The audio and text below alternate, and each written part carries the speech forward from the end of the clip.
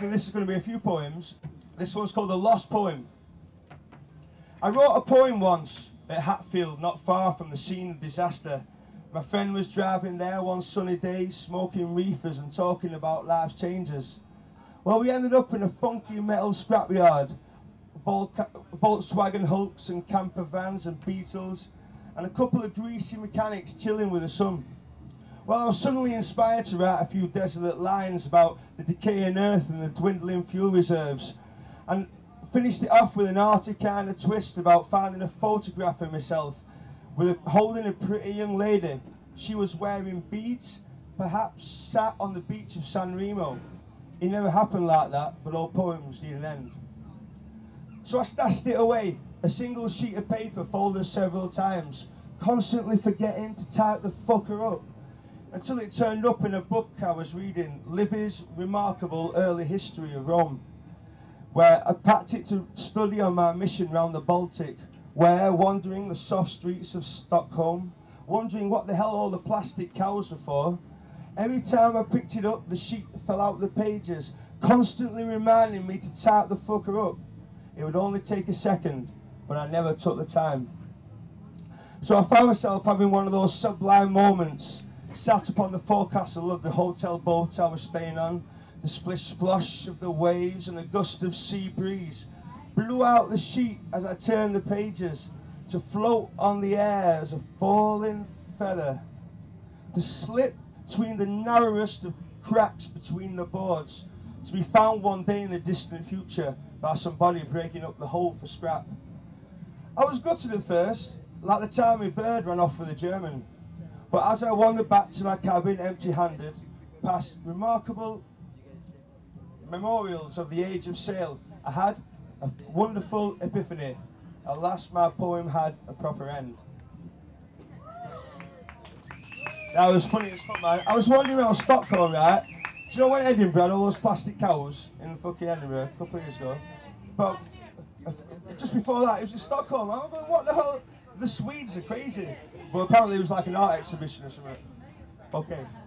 At the stage of mankind's devolution, we live in an age of air pollution. Fat cats and taxes, taxi fares, faxes, serial killers and silky leg waxers, condoms, modems, gimmicks, gadgets, gizmos, two rubber ducks and comic book heroes, football, rock and roll, catwalk, movie stars, recession, depression and wonder bras, 4 packs and Prozac, pile on countryside, just add water, schoolboy suicide, anarchist daughter, the slaughter of Mother Earth, the death of religion and the Antichrist birth.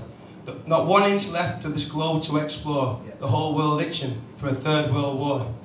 Our hopes on earth are melting with the snow upon the slopes of Kilimanjaro. The next one. Genesis. And then there was light, out of nothing comes substance. A universe is born out of something unknown, a galaxy of galaxies and more matter beyond. Boundless, never-ending. Could you possibly imagine the physical map of infinity when eons live and die in the blink of an eye? And time is only relative to those daring not to believe there is no such thing as forever. And somewhere in a peripheral arm of an insignificant spiral galaxy, through a great cloud of interstellar gas and dust, cocooning a cluster of effervescent spheres, a new star is born, like a trillion before. So what makes this one special? I used to be the best train jumper in the fucking country until I got caught like with a big bag of weed and he was going to get the police and I had to fucking pay. So, but I wrote a sonnet called Training in the Art of Fare Evasion, the Fader Chord. So anyone who wants to jump a train, remember these 14 principal points. Number 1, remain alert. Number 2, always keep you cool. Number 3, trust your instincts. Number 4, never show your money. Number 5, know your stations. Number 6, another 5 minutes won't hurt in the loo. No, you're in there and you're thinking it's a good time to go out. And you think, no, another 5 minutes, don't rush it. Number 7, as Sun Tzu says, know your enemy. Number 8, remember your postcodes. Number 9, the train's going there anyway. 10, when in doubt, clout. Number 11, you know that if you're waiting for a train to come, up, because the train always comes along halfway through a joint. It's mad as fuck every time. Number 12, it is every fader's duty to baffle and confuse the conductors. Number 13, always remember your free cup of tea. And number 14, there's no need to rush unless you're being chased. Good morning, Great Britain, still great, still Britain. The sun is shining, 10:45 AM, £296.26 in my pocket, time to hit the road again. Relishing the visible mystery of the world, far from the long, slow dream of childhood, of naked soul and mind and bedrock of consciousness. Time to wager all I've got on a single number, the how I live more crucial than the why. Gotta write it down or it might never have happened. If time is a mere scratch, and life is nothing, and nothing that occurs is of the slightest importance, then, from Bristol to Birmingham, Arundel and Deal, from Dulles Hill to Rotherham, Aberdeen and Peel, from Inverness to Liverpool, Leeds and Palmer's Green, from Lewisham to Padiham and all the pubs between, from Badminton to Twickenham and Barton in the Beans, from mud through blood to the green fields beyond, till my bardic breath expires. This is my time, this is my rhyme, this is my country. That's proper poetry, right? No, it's time to jam. Poetry shit. Okay, this is another one about. This one's about PMT. Yes. What bleeds for 5 days? It's called "What Bleeds for 5 Days and Does Not Die." She moans about her hormones every second week in 4, goes clattering the cutlery and slamming every door. Like when we went to Sicily and found a paradise, but she was full of PMT and said it's not that nice.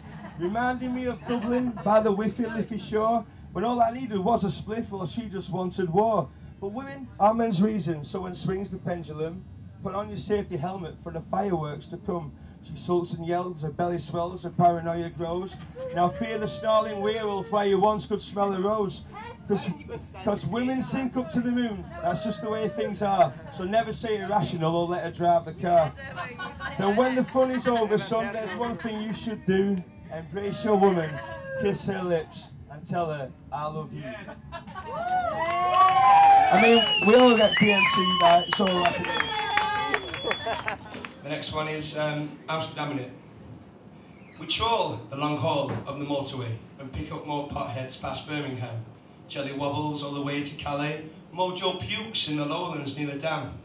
Well, we rush to relax in the smoky cafes, try purple haze and buy Sensimilia.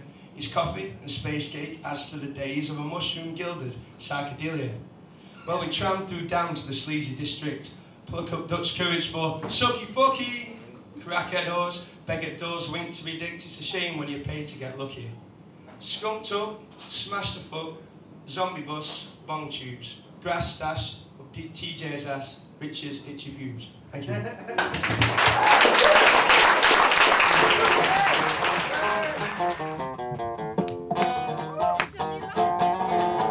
It's so sharp, sharper than a razor. It gives a little sizzle when you tip in the seat. And it's just your eyes cutting like a laser. Everybody's digging who you're trying to be. Come on, now. Come on, pass the seat wheel to your sister. Come on, now. Come on, pass the seat to me. Yeah. Tell me, how do you feel? Tell me, how do you feel?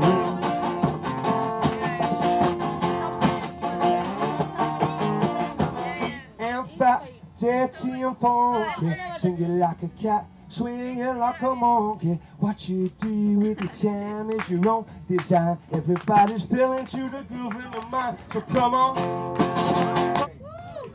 I went to India, man. It nearly fucking killed me, actually. I know, I was in a brat. I nearly got swept out to sea in the bloody tidal thing at Andaman Islands.